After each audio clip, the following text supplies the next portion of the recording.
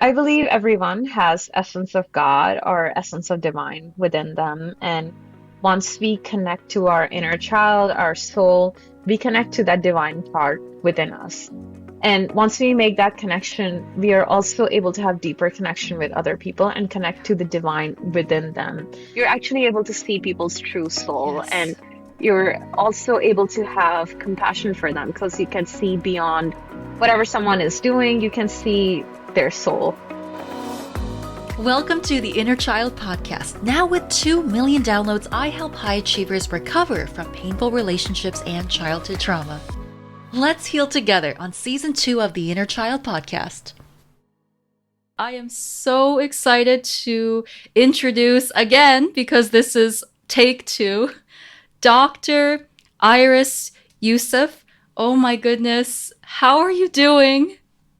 I'm doing great. Yeah, last time we did this, I wasn't really a doctor. So now I can say Dr. Iris here. I'm doing great, Gloria. I just passed the exam last week. I'm a virologist now, so I'm not going to be able to save anyone's life on a plane, not that kind of a doctor, but you can ask me anything about measles virus, and I would probably be able to answer most of the things.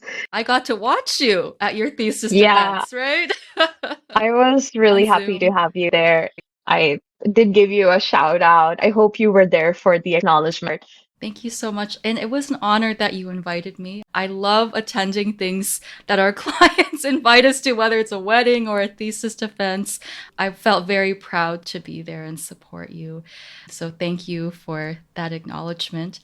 And funny enough, as I was checking our emails, this is actually a 2-year update for us, right? Because you had joined Soulmate September of 2022. So it's, wow, almost been 2 years. And so now you're having that much time.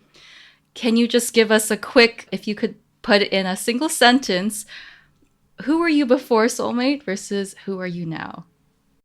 Before Soulmate, I think I still had essence of my own soul there, but I didn't have the whole picture. And after the Soulmate program, I really dove deeper into finding my true self. And at this point, I can say that I know my soul fully. There are still parts that I know I will uncover as I continue on this journey, but I really know the important parts of my soul. That's so beautiful. Before we hit record, Iris and I, we were just joking a little bit about how, yeah, the relationship piece is great. And sometimes that is our initial motivator to do the work, which is to find a relationship. But then once you do the work, the relationship is almost like a side piece. Yeah, And it's you just the discover, one of the yeah. cherries on the top. But baby, I am the whole cake myself. Hell And yes. just relationship is really just the cherry on top. It looks great there, but the whole cake is my relationship with myself that Yes. changed. If you listen back to a lot of interviews we've done, it's so interesting how everybody has said the exact same thing. They'll say, I actually realized that I am my own soulmate, right? That was the actual secret ingredient. But at the beginning, it's so hard to understand that. Like you actually have to go through the process to get there. So we'll get to that in a bit. But for those who aren't quite there yet, maybe we'll just talk about the relationship side piece first. How have things transformed in the love life department for you since doing this work? It has been incredible. So the partner that I'm with, actually, we broke up and then I took 10 months, no contact to work on myself, and then we got back together last year. The first time around, I was very anxiously attached. He was very avoidant, classic dynamic. We still loved each other. It was not like playing games. We wanted to be together, but we just didn't have the tools and we hadn't done our individual healings to have a healthy relationship, and it was becoming toxic. And so we broke up because we both had enough self-awareness to realize that this is a toxic dynamic and we can't continue the relationship. I was completely heartbroken. So that was the reason I started doing this work. Mm. And then this time around, it's just very different. So I had a bulk of my own healing on my own before getting in, but then whatever was missing He has just really helped me. He's pretty good in my relationship with family. He helped me heal that. And I need a lot of emotional support in relationships too. And he holds me. And I think that is the most important thing to me in a partner that I was looking for, someone who can be strong enough to emotionally support me. And first time around, he just wasn't. But this time, because he's also fully invested, so he has the bandwidth, and I support him emotionally too. And we both just like a really beautiful healing relationship. We heal each other through love. It's not perfect. You know that someone who has a history of being anxiously attached and abandonment issues, it is not easy. So I'm not gonna paint the picture that everything is rainbows and butterflies. We had really hard conversations, but we're both willing to show up and talk and just make it work. My inner child loves him, and his inner child, think, loves me too, because we're like children together sometime. I think that's the biggest gift. I don't have to pretend to be. I am just myself, and he has also communicated to me that I'm the first person that he can be completely himself with. We're moving in together next month, so we're taking the next step Oh my towards God. commitment, and Oh, it's exciting. Yeah, girl. I have never done that, so we'll see how that goes. I've never lived with anyone before, like a romantic partner, and I'm excited. That is super exciting. And the fact that you're taking this at your own pace, I can tell by how things have progressed. And it really is such a special thing when both people are willing to take responsibility for their piece. And that's really what makes it work, right? Because nobody is perfect, but there has to be that minimum baseline of, okay, I understand my patterns. Here's what I'm doing to work on that so that I can show up for you. And you were able to do that. It sounds very similar to Coach Steph's story, right? Who she was also the anxious one in the relationship, had to take that time apart to do the healing, and then was able to reunite. And so, yeah, can you tell us about how it felt to be in connection to someone when you used to be very anxiously attached? And how does that feel different now that you're showing up from this different place? I think the major thing was I'm still in tune with my partner because as someone who's anxiously attached or has anxiety, we're always in tune with people around us.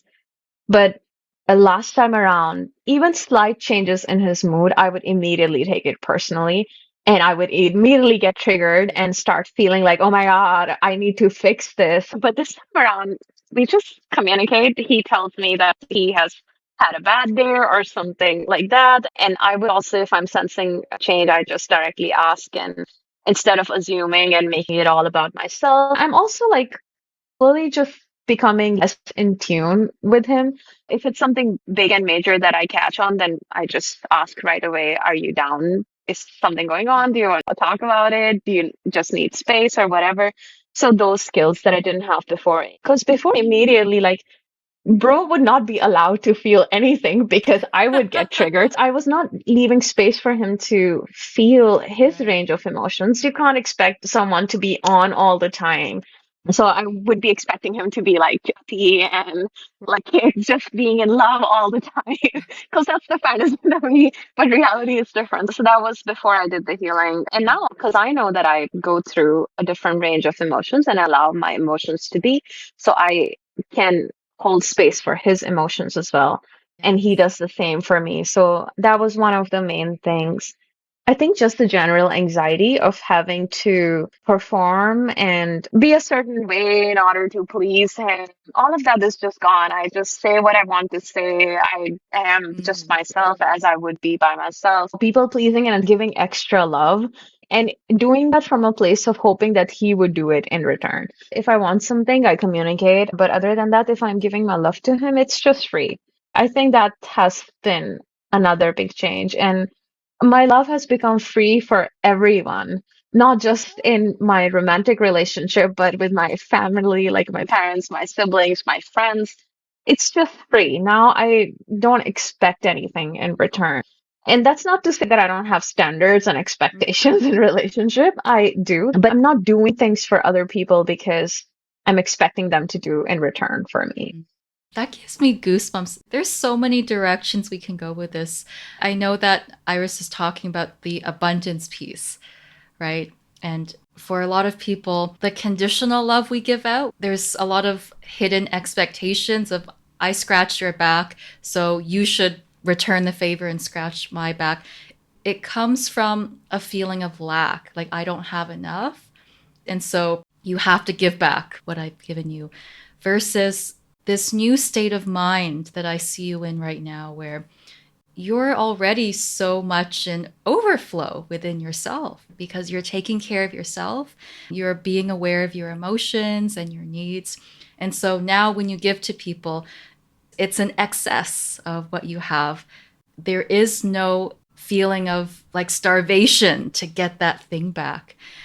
How does it feel to be in abundance? It's empowering. And I would also give a disclaimer that that's not a state that I'm always in.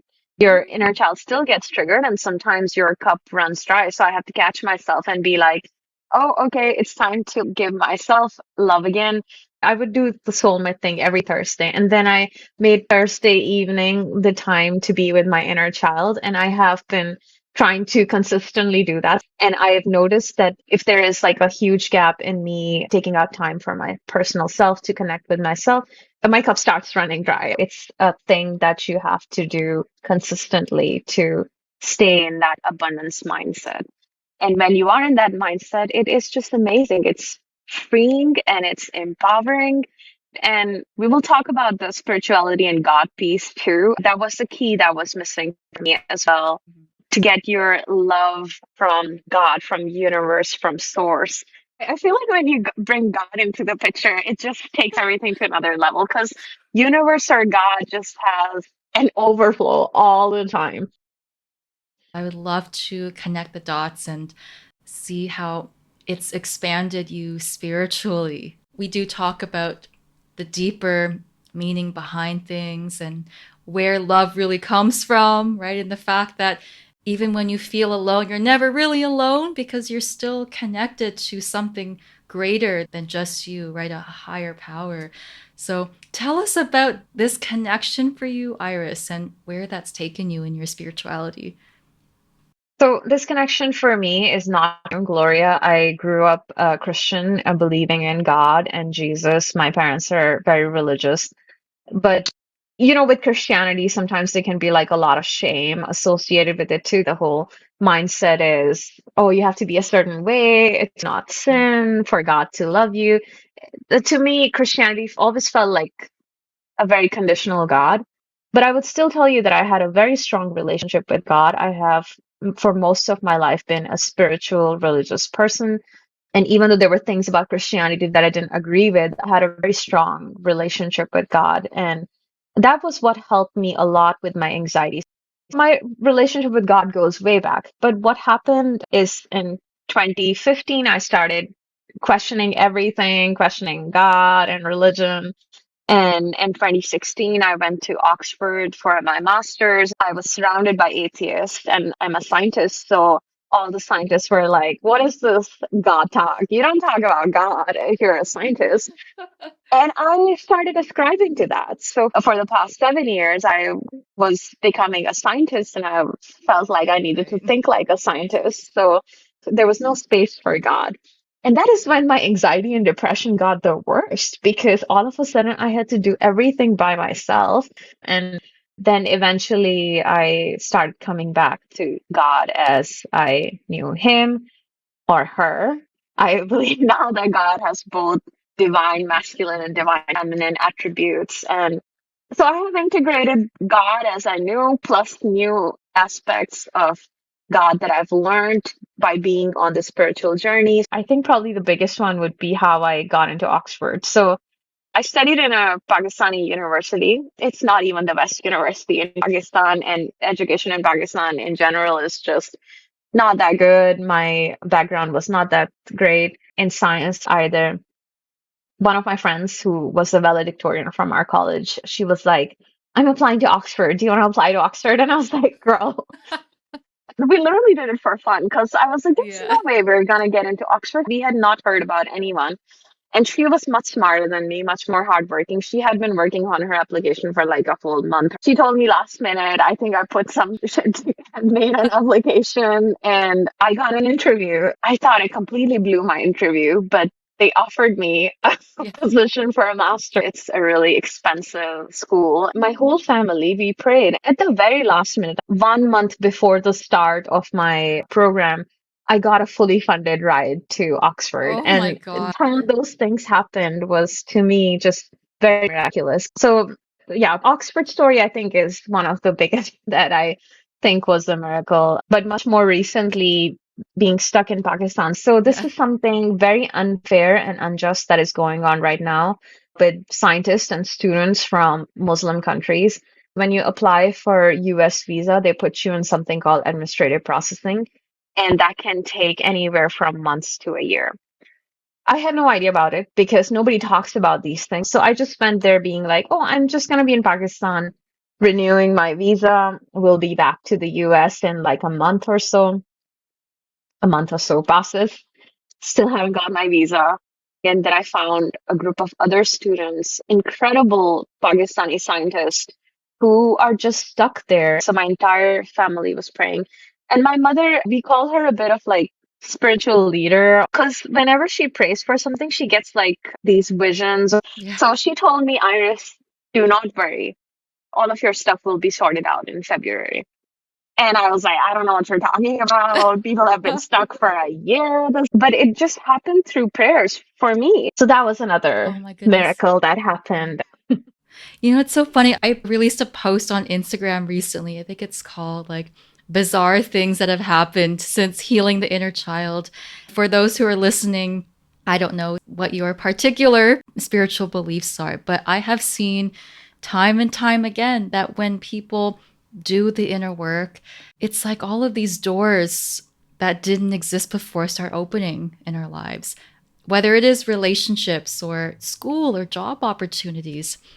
It's like we unlock these new realities, right? That were otherwise closed off to us because we weren't ready to receive or we weren't the right match for those things yet.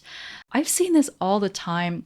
And you've shared some great examples of how those things are not really connected to inner child healing. Yet it's so interesting how it was unfolding. What's your take on that, Iris?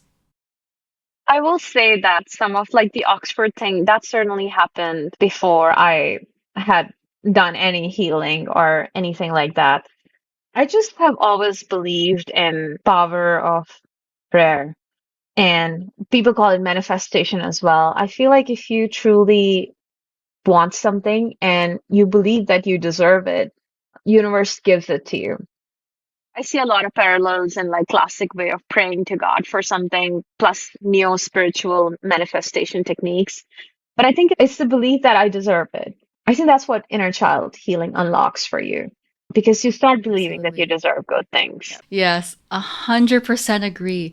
Because if you think about why people have limiting beliefs, right? Like why you don't believe you deserve love, why you don't believe you deserve this, it comes back from childhood, right? It didn't just show up out of nowhere. And so the key to unlocking those beliefs and your own self concept really does go all the way back. I just want to pause one sec, Iris. There's like a warning message flashing, and I'm just a little bit nervous about the recording. So we are continuing the conversation because we're concerned about another technical difficulty. It gave Gloria a panic attack, Mhm. but we're back. Yeah, all to the power of God in the universe. Thank goodness. So, Yeah. anyways, we were having a really good riff about the connection Hmm. between healing and a divine power. And I think it's really Yep. important to talk about this because a lot of people listening may still be in that beginning phase where they're dealing with a lot of pain and suffering. And so there's no room for those bigger questions sometimes, right? Because we're dealing with the anxiety or we're dealing with some Hmm. kind of relationship issue. And so it may not occur to people that there is a spiritual element to this as well. But To Yeah. me, healing and relationships is about the divine because it's about your connection to yourself. And it's through the Mhm. connection to yourself that we're connected to everything, right? Something Yeah. greater than just the human mind. And all of those synchronous events that can happen when we start to pay attention to the things that show up in our world. I believe everyone has essence of God or essence of divine within them. And once we connect to our inner child, our soul, we connect to that divine part within us. And once we make that connection, we are also able to have deeper connection with other people and connect to the divine within them.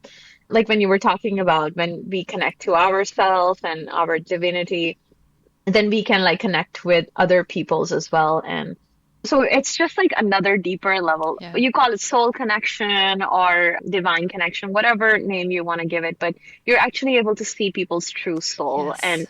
you're also able to have compassion for them because you can see beyond whatever someone is doing. You can see their soul and you Mhm. connect to their soul. Yes. That's so beautifully put.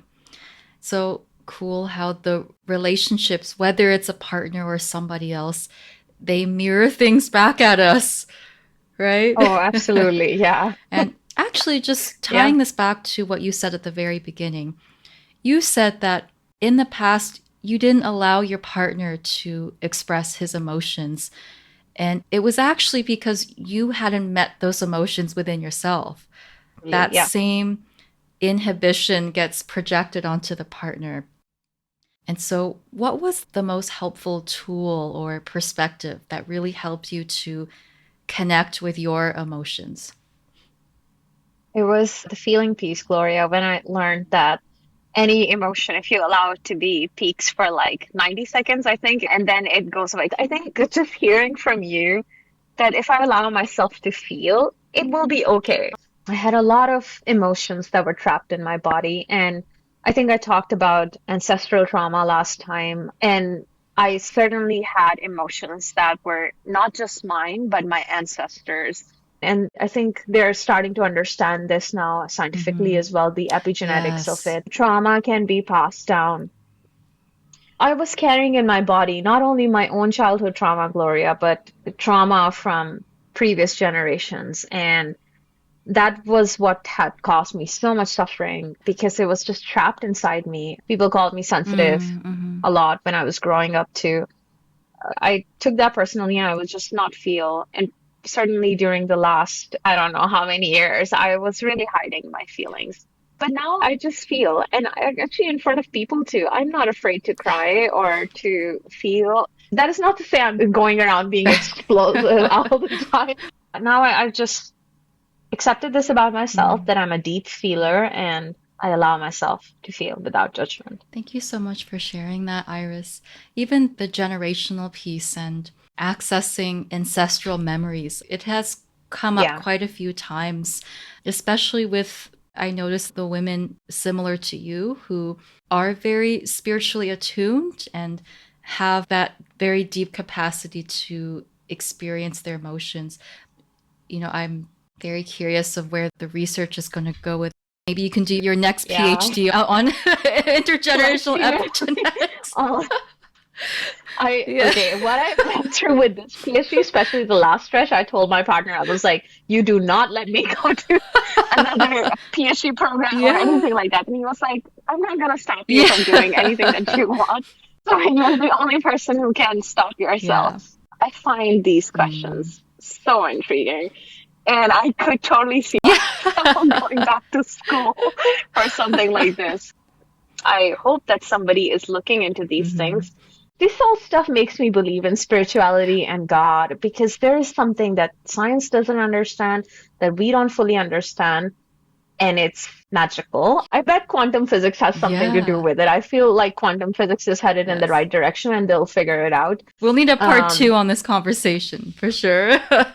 With the epigenetics, all I know so far is the most generations they've been able to identify in rodents is 14 generations. And that's yeah. just in rodents. It just makes you Yeah. wonder how far it really goes for humans and how a lot of the Yeah. stuff we're taking on is not actually our stuff. It's stuff from Yeah. generations back. It really gives a whole other meaning to the word cycle breaker, right? Because the torch has been passed down to you, Iris. You're Yeah. freeing not just yourself, but your ancestors. Yeah. Like, my God, that is Olympic gold worthy, right? I really want to start a club for cycle breakers or Mm, something like that. I think they need a lot of support yeah. because it's important work to do and it's not easy to do. It's my desire to like create a platform for cycle breakers to come together and support each other because you understand what the other person is Yes. going through. I feel like most people who are not consciously doing the work, they don't quite understand it. And people who are not in cycle breaker shoes, they don't quite get it. You are a cycle breaker too, which is why you get people like myself who are also doing the work. I would say the majority of people haven't been able to meet themselves on that level yet, right? Yep, I would yep, say probably a lot of people listening to the show would fall under the category of cycle breaker. But then when you leave this I bubble, agree. you meet other people and you realize they're not speaking the same language. It's a different world, right? No. And most people just don't understand. I think it's just really difficult to try to even communicate to people and tell them how difficult this work is. And then on top of that, you're doing like all of the regular mundane Yes. Yeah. human things that you have to do in this matrix that we're in or So true. whatever, like to make Yeah. So money. true. I think this is the future. Our generation is doing a lot of the work, and Mhm. I think we will bring a big change in where the humanity is headed in the future. Because we had the whole industrial revolution and that changed everything. Because before that, we had family units and there Mhm. was a lot of love. And then with industrial revolution, everything went towards like nuclear family and Yeah. individualism. And that's not what humans are designed for. We are meant to exist in communities, and love is what is supposed to exist Yeah. amongst us. So now, Mhm. cycle breakers, after doing this work, I think they would be important in Mhm. bringing back love and deeper human connection that is Mhm. needed. I feel like that is the Yeah. next evolution step. I could talk to you forever, and we'll probably need a part two at some point. But we are getting to the Yeah. end of today. And before I jump into your book, which I'm very happy to. See where Oh, it is. yeah. I mean, Yeah. it's called Evolution. You were just talking about Yes. it. My book is called No Evolution. way. Really? And That's cool. no, no, you didn't know that. I didn't That's tell so you. cool. And it's a collection of poems. Is my evolution as a poet over the last 20 years. So English is not my native language, but it was a language that gave me freedom to express my truth, particularly because my siblings couldn't really read it, so I could make diaries and write in English. I wrote my first poem when I was 12 years old, and then I was writing over the years. I completely forgot that I write poems too. So there's a chapter called Amnesia. It describes what happened during that time period. I did inner child healing, and actually, I think November 2022 was the time when I wrote a poem after ages. I've written so many poems Oh, over the last year. I am using a pseudonym. I'm not like publicizing it on my own platform because I have a master plan okay. with some other Okay. books that I want to do. I would love it if you can let people know about this book. I've dedicated it to my inner child because the Yeah. 12-year-old Iris is who started writing the poetry, and after having Yeah. found her again, it just made sense to dedicate this book to her because she started it all. And actually, I think my dedication is to little Virus, which is my pseudonym Virus. I just Mm. added we with my name. Thank you for showing me the way. Thank you for speaking your truth. Thank you for igniting the fire in me to set a whole lineage free. Oh, wow. Oh my gosh. Yeah. That's it right there. Whatever links you give me, Iris will put that in the show notes. And kind of as closing statements, what would you say to someone who is maybe thinking about trying out a modality like this, but they're just on the fence? They're very hesitant or nervous. What might you say to that person? Do it for yourself. You owe it to yourself to fully get to know yourself and love yourself and this program is certainly the first step to get to that point. If you want to fall in love with yourself, you got to do the work, and this program is amazing to get you started on that. Thank you for those kind words. Iris, you were looking for love and you ended up finding love, but also in yourself. You became a doctor. You wrote a poetry book. I just want to say personally, it's been so cool seeing where you've gone in the last 2 years and how you've continued Yeah. using this work to move forward. So thank you for coming onto the show and spending this time with us here. Thank you so much, Gloria, for creating this program. The work that you are doing is very, very important. Thanks for tuning in, bestie. I've got something for you. If you think this show deserves a 5-star review, we'll send you my free Inner Child Starter Kit as a thank you for your support, which contains exclusive wallpapers and resources for you to download. To get your kit, just upload a screenshot of your review on Apple or Spotify to my webpage, bygloriazhang.com/reviews. The link is also in the show notes. There you can also check out my healing sessions and programs at bygloriazhang.com. Make sure to subscribe to the podcast, and I will meet you in the next episode. Mwah!